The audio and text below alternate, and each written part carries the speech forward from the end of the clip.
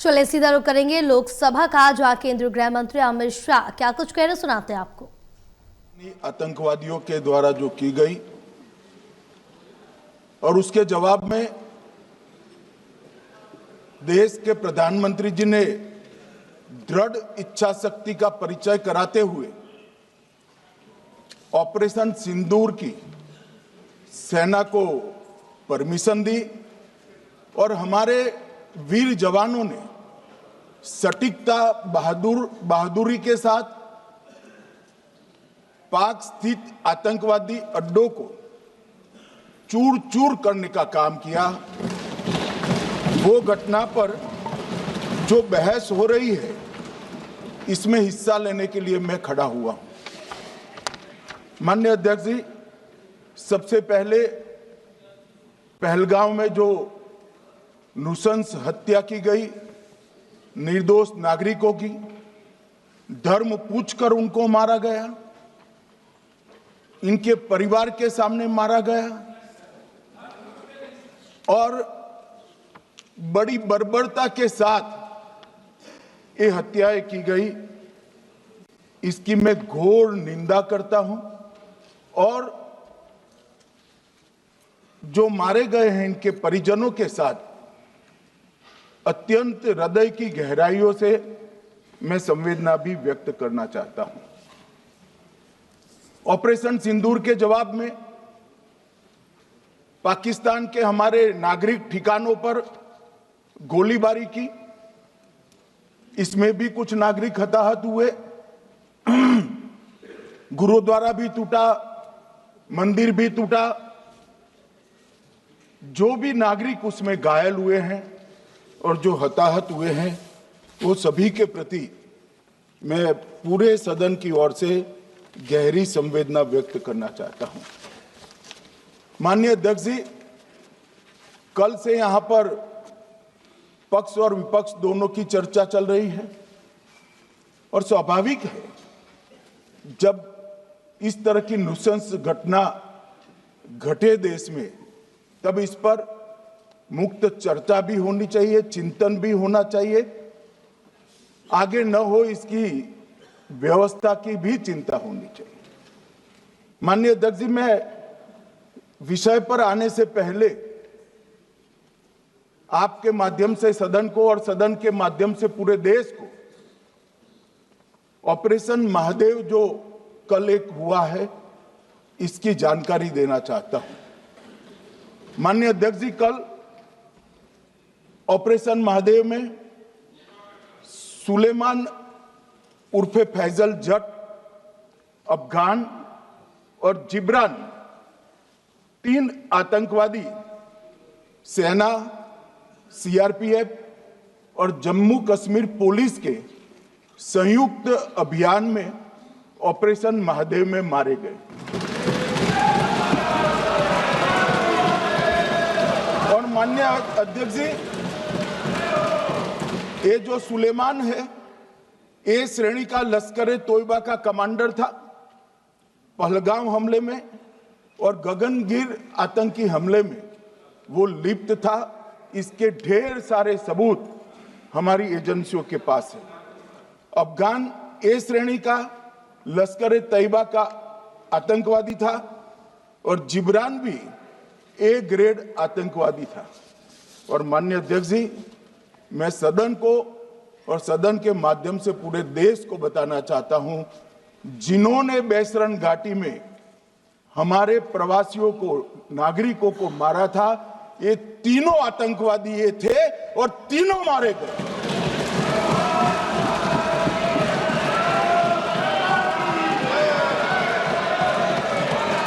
और मान्यवर,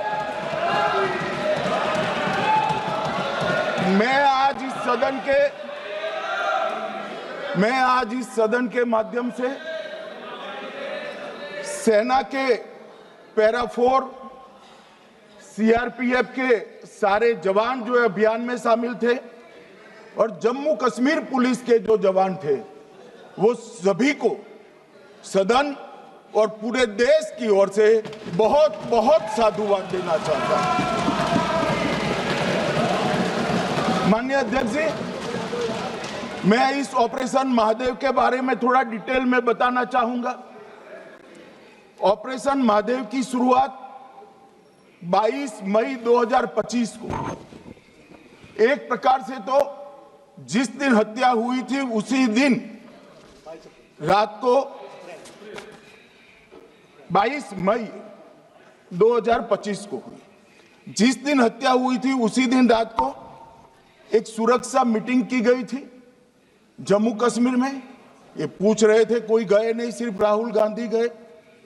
अब आपकी आंख कौन से चश्मे से देख रही है मुझे मालूम नहीं माननीय अध्यक्ष जी। 1 बजे हमला हुआ, मैं 5:30 बजे श्रीनगर में उतर चुका था। माननीय अध्यक्ष जी, अरे सुनो सुनो, मैं बताता हूँ ना 22 में, सुनो ना प्लीज, धैर्य रखकर सुनो, हमने आपको नहीं टोका है, सुनना पड़ेगा भाई, ऐसे नहीं चलेगा। माननीय अध्यक्ष जी, नहीं, पर बैठे बैठे मत बोलिए आप भी। माननीय अध्यक्ष जी,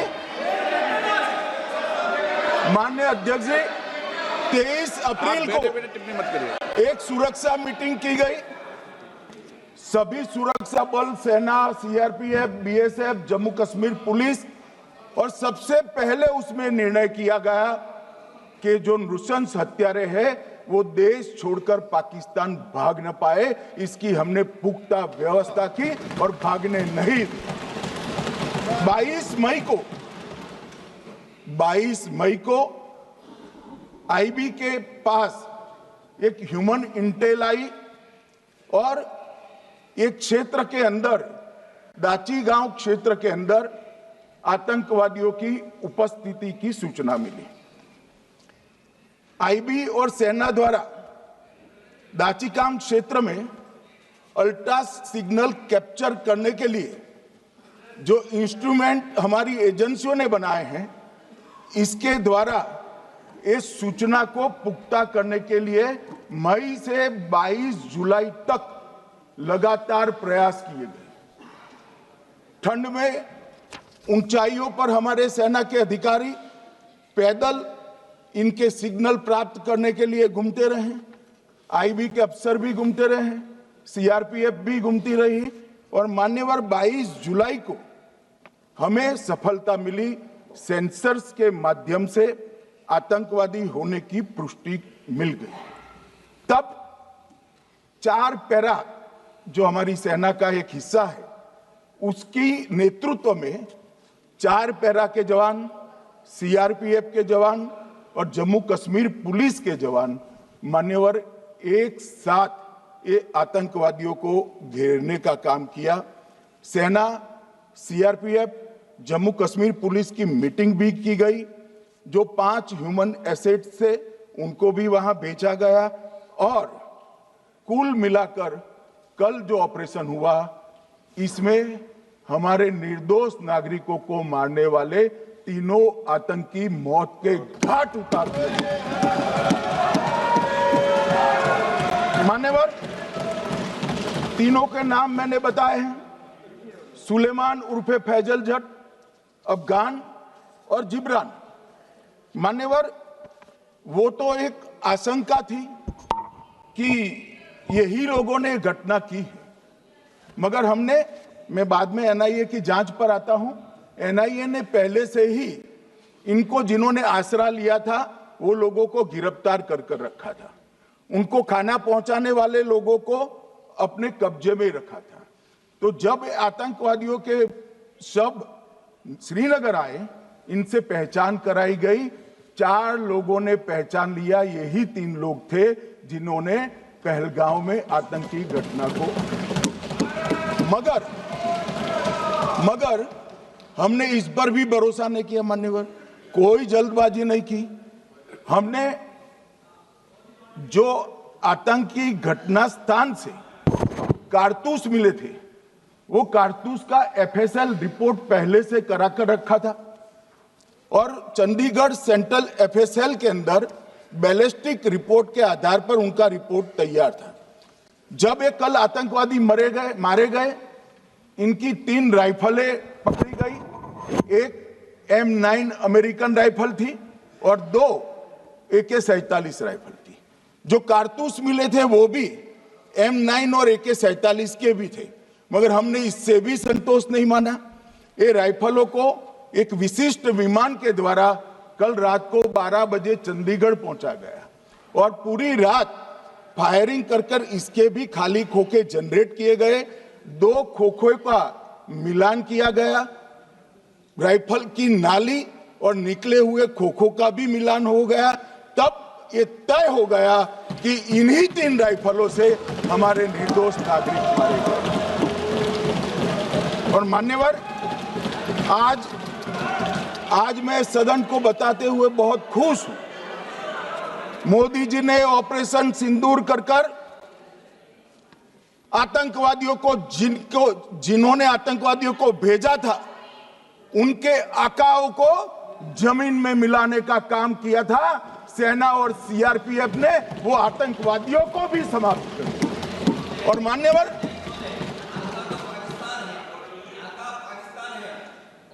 कौन पाकिस्तान से आपकी बात होती है क्या? अरे बैठ जाओ भाई।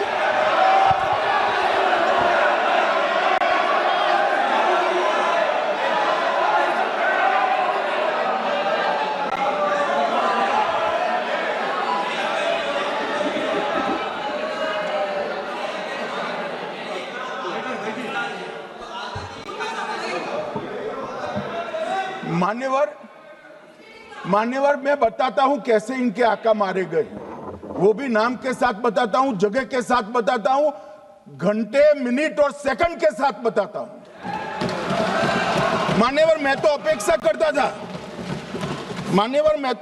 करता था कि जब एक सूचना सुनेंगे पक्ष विपक्ष में खुशी की लहर दौड़ जाएगी, मगर ये स्याही पड़ गई इनके चेहरे। ये क्या है मान्यवर?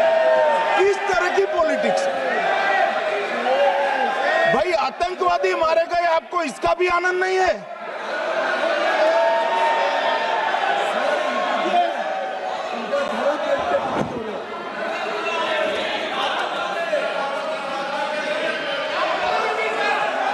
अखिलेश जी बैठ जाइए, मेरा पूरा जवाब सुनिए, आपका सब जवाब आ जाएगा।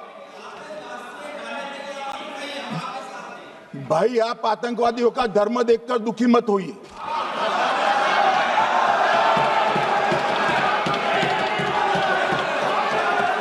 अखिलेश बैठ जाइए यार।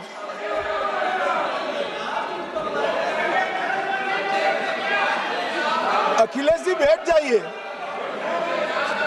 मान्यवर, किसी को संशय रखने की जरूरत नहीं है। बैलिस्टिक रिपोर्ट मेरे पास है, मेरे हाथ में है और 6 वैज्ञानिकों ने इसको क्रॉस चेक किया है। सुबह 4:46 पर फोन पर मुझे 6 ने वीडियो फोन पर कहा है कि 100% वही गोलियां हैं जो वहां चलाई। मान्यवर, ये हमारे देश की सेना, सीआरपीएफ और जम्मू कश्मीर पुलिस, ये तीनों का एक साझा बहुत बड़ा कामयाबी है, जिस पर 140 करोड़ को नाज होना चाहिए, देश की जनता को नाज। मान्यवर, मैं तो गया था वहां पर जब ये घटना हुई। दूसरे दिन इनके परिजनों को मिला था। 6 दिन की शादी वाली बच्ची विधवा होकर मेरे सामने खड़ी थी। आज तक मैं वो दृश्य नहीं भूल सकता।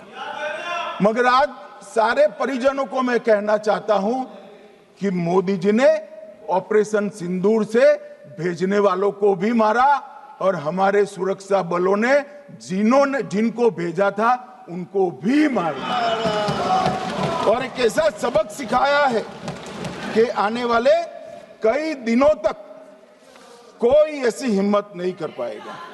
मान्यवर, मैं थोड़ा एनआईए की जांच के बारे में भी बताना चाहूंगा। मान्यवर, जिस दिन लश्कर-ए-तोयबा ने और इसके आउटफिट TRF ने इसकी जिम्मेदारी ली, उसी दिन हमने तय कर लिया था कि ये जांच एनआईए को सौंप दी जाएगी। क्योंकि एनआईए आतंकवाद के केसों की जांच के लिए, वैज्ञानिक तरीके से जांच करने के लिए और सजा कराने के लिए महारत हासिल की हुई विश्व मान्य एजेंसी है, जिसका सजा कराने का दर 96% से ज्यादा है। मान्यवर, हमने तुरंत ही इसकी जांच एनआईए को दे दी। हमने पूरी व्यवस्था की, सेना, बीएसएफ, सीआरपीएफ और जम्मू कश्मीर पुलिस ने, ये लोग देश छोड़कर भाग न जाए। और मान्यवर, इसकी जांच की शुरुआत हुई। एक थकाने वाली बहुत लंबी जांच हुई है। जांच के दौरान मृतक के परिजन जो साथ में थे, उनको सभी को चर्चा किए गया। पर्यटकों, खच्चर वालों, पोनी वालों, फोटोग्राफर, कर्मचारियों, विभिन्न दुकान में काम करने वाले लोगों, कुल मिलाकर 1055 लोगों की लंबी 3000 घंटे से ज्यादा पूछताछ इंफॉर्मेशन के लिए की गई और इस सबको वीडियो पर रिकॉर्ड कर दिया गया। और बाद में इसके आधार पर स्केच बनाया गया और ढूंढते 22/6/25 को एक बशीर की पहचान की गई और परवेज की पहचान की गई, जिन्होंने आतंकवादी घटना के अगले दिन आतंकवादियों को शरण दी थी। उनको अपने ढोक में रखा था। वो दोनों को गिरफ्तार कर लिया गया। अब वो हमारी कस्टडी में है। दोनों गिरफ्तार अपराधियों ने खुलासा किया कि 21/4/25 की रात को 8 बजे 3 आतंकवादी बेसरन से लगभग 2 किलोमीटर दूर स्थित परवेज ढोक में आए थे। आतंकवादियों के पास AK-47 और M9 कार्बाइन थी। जो 2 आतंकवादियों ने काली पोशाक पहनी थी और एक ने छद्म वेश किया था। खाना खाया, चाय पी और ढोक से निकलते वक्त कुछ खाना, नमक, मिर्च और मसाले लेकर वो चले गए। मान्यवर, उस वक्त हमने जिन खोखों को रिकवर किया था, इसको हमने चंडीगढ़ FSL में टेस्टिंग के लिए भेज दिया। और जब चंडीगढ़ FSL में टेस्टिंग के लिए भेजा गया तो वही राइफल से एप्को आतंकी हमला हुआ था, वो भी निश्चित हुआ। तो आज इसके साथ साथ दूसरे एप्को आतंकी हत्या को अंजाम देने वाले आतंकियों का भी इसके साथ ही समाप्ति हुई है, उनको मार दिया गया है। मान्यवर, और इसके बाद में स्केच बनाया गया।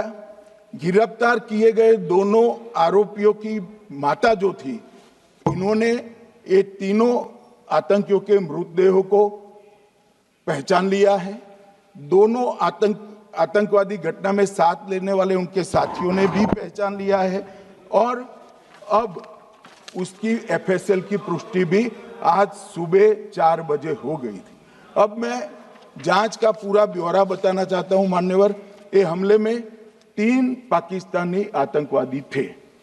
हमले में 2 AK-47 और 1 M9 कार्बाइन का प्रयोग किया गया था।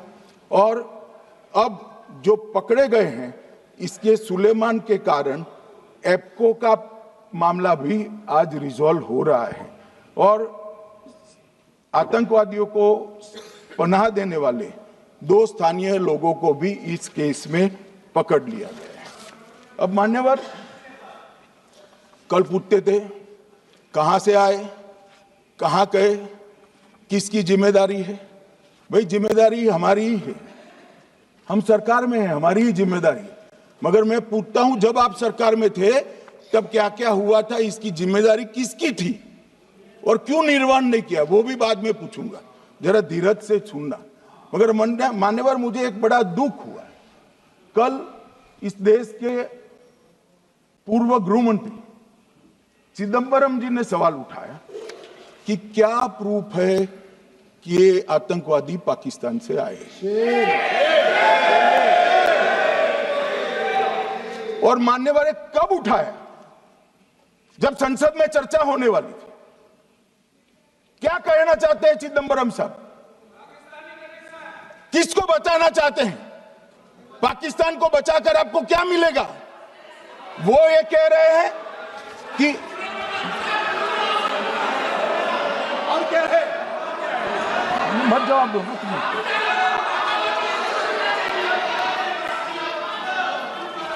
मान्यवर, हमारे पास, मैं आज चिदम्बरम साहब को कहना चाहता हूं, मैं आज चिदम्बरम साहब को आपके माध्यम से कहना चाहता हूं, हमारे पास